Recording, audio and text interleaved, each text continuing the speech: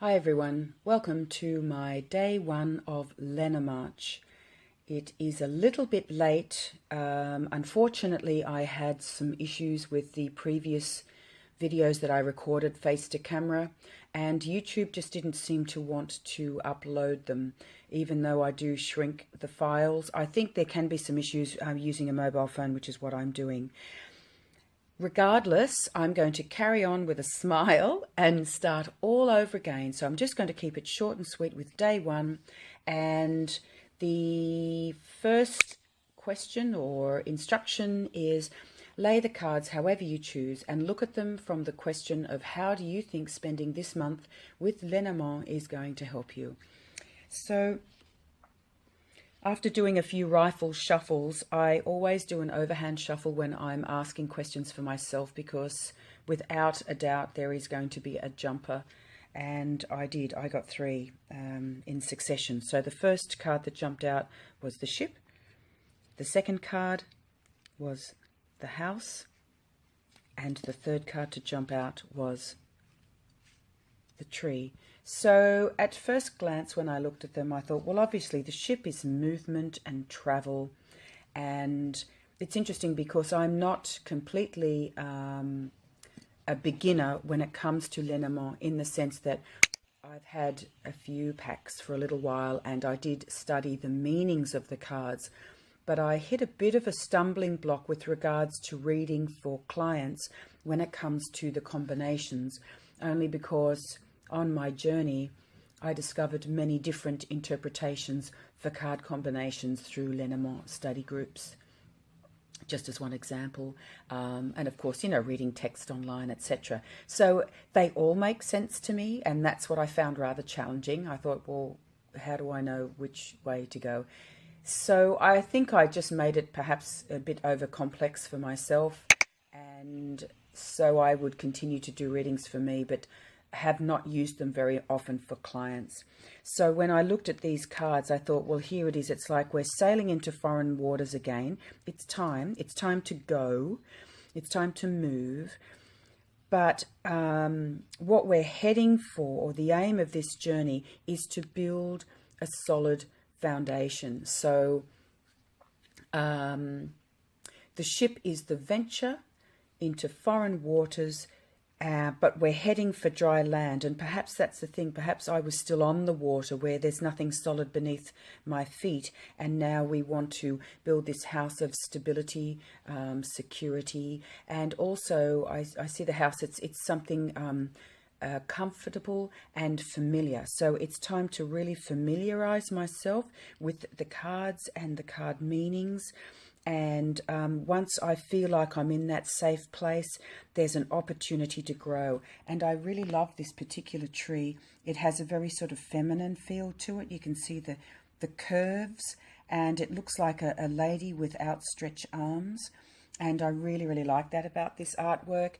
And so with the tree, obviously there's always that, in the traditional meaning, there's always a steer towards health. And I feel like when I think of the roots going down, delving down into Mother Earth, looking to spread deeper and searching for nutrition from the soil. So I just felt that a real connection with that with regards to my continuing journey. It can be a karmic or a soulmate connection with the tree. So it's like it's really time to delve deeper and grow further, grow outwards, but ironically dig deeper. So they work in hand. The further I dig deep, the further I grow out and learn more. And it's almost like it's time for this. Once I get to the stable ground, it's time for this unfolding to take me far further than I went in the beginning. So, or when I first started this journey. So it's almost like it says the journey continues, but this time round we're looking for growth from stable ground, not growth just from this ship that might be swaying in the waters. And until you come into port, there's no stable ground until you reach the port. And me being me, I know you're not supposed to take into consideration, I mean, in this tree again, there's little rabbits and birds. And as Kelly was saying, when you learn the Lenomarch, the tree is the tree. You know, the house isn't about a peacock, it's about the house. And I totally appreciate that.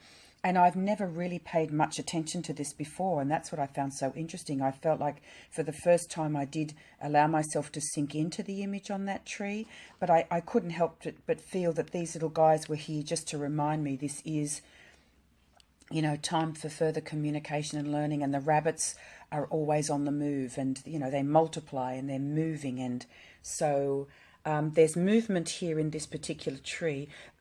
In order to symbolize that growth, and there's movement, you know, with the, let's just say there's movement with the ship also. So the two external cards here are the movement and growth, and the card in the middle is all about stability. So the more I move and grow, the more stable I become, ironically. And so that was that. And I don't know why, but I'm sitting here looking at these cards, and I thought, oh, how fascinating. The ship's the first card, but it's actually, due to the artwork in this deck, sailing away from the home. So I thought, I wonder if there's a further message in this little read for me. So I asked again, if the ship is sailing away from the home, tell me symbolically what I am meant to sail toward. And what popped out this time was the garden, which I thought was very interesting again. So the garden is the community. Here are the Lenomarch people. Here are you, all you wonderful people, especially Kelly, of course, whom I will be learning from and with. So it says, further your horizons. So maybe in a weird kind of way, it's, you know, the cards are saying you could read it both ways. Yes, you did grow, you did dig your roots into the ground, but perhaps I got myself to this safe house, but look, the door's closed. I didn't move any further afield, and perhaps was a little bit afraid to sail. So there's nothing wrong with what I did and where I was at, but now it's time to move further afield and get out of the house into the public sector, into the community, and meet people of like mind, because it's good for me. And of course I'm going to meet people and learn more and more as time goes on.